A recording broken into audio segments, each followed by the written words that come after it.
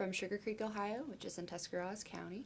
I graduated in December of 2014, and I am currently a first year at Ohio State University Moritz College of Law. I've been interested in history since I was in elementary school. It's just something about the subject. It's just there's so many different ways you can take it, and it's just really always interested me. I really like how many areas of history there are. You know, I could be a history major, my friend could be a history major, and we could be studying totally different things. There are so many different topics and time periods, and it's just very geographically diverse. So you could really take it any way you wanted to, depending on what interests you, or you could take kind of a broad view of it as well. Just whatever you're interested in. I love the freedom that comes with a history major.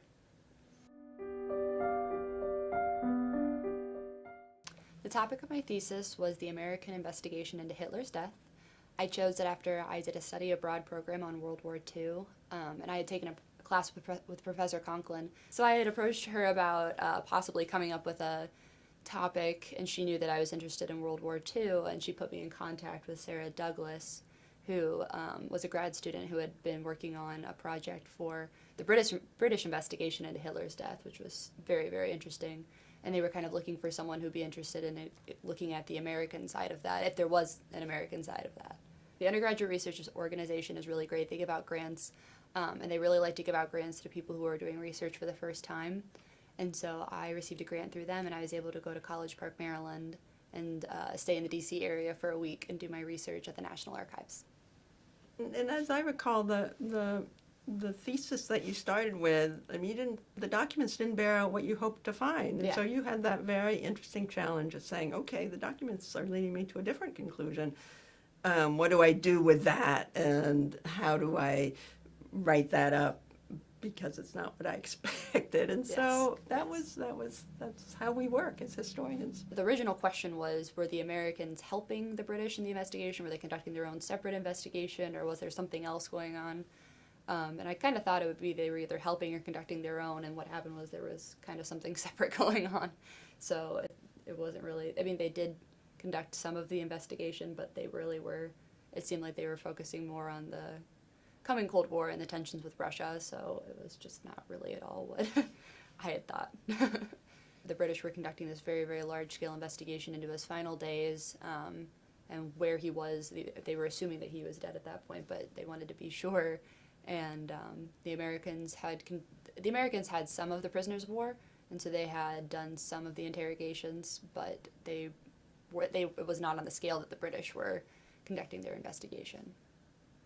There was a real concern that because there was no body, that if you didn't decisively prove that Hitler was dead, that the rumor would continue to circulate, as they did, even after the investigation. But they felt the rumor that Hitler was still alive, so they were very determined to have an official investigation that tried to lay to rest what had happened. And so they interviewed all these former collaborators of Hitler who they'd taken as prisoners, as many as they could find. And they really weren't receiving any help from Russia. That kind of complicated things and was another layer on what was going on in Europe at that point in time. Right, because the Russians were the ones who were the first to Berlin's. And I would just add that Kelsey's found out in her job interviews recently that everyone is interested. Everyone's interested. Yeah, I've been doing interviews for summer jobs, for fall jobs, for spring jobs, and I don't think I've had an interview yet where someone hasn't brought up my thesis and asked me about it. One of my interviews yesterday, one of my interviewers actually asked me to send it to them, so it's gotten a lot of play in the interview process. It's a lot of work. It was a lot of work, but it was very worthwhile work. It was a lot of, the week that I spent in the archives, I was spending about 8 hours a day just looking through folders and taking pictures of files. And then once I came back, I had to sit down and kind of figure out what all of these documents meant and how they fit together. So the whole research process, I experienced a very, very small part of it. It's nothing like what Professor Conklin does, but it was, as an undergraduate student, it was very, very eye-opening to see how much work it actually takes and how much you have to sit down and think about what you found. I learned a lot through the process, and the finished product is something that I'm proud of and something that has helped me throughout my postgraduate work. I think majoring in history was one of the best decisions I made. in undergrad, and it definitely was very, very helpful in taking it to the next level and going to law school, taking all this information and kind of synthesizing it and communicating it. That's what I do every day now. And I also have the background where it's just you kind of have a general knowledge of history, and especially the area you specialized in. It's just kind of it's an interesting way to introduce yourself to people, and you're very relatable. And it's just and especially working with a faculty member, it's you kind of understand how to build those relationships with faculty members, which has also come in handy at the law school. I'm more comfortable approaching my professors and asking them questions and engaging them in a dialogue. So it's just, I mean, majoring in history has just been, it's been wonderful.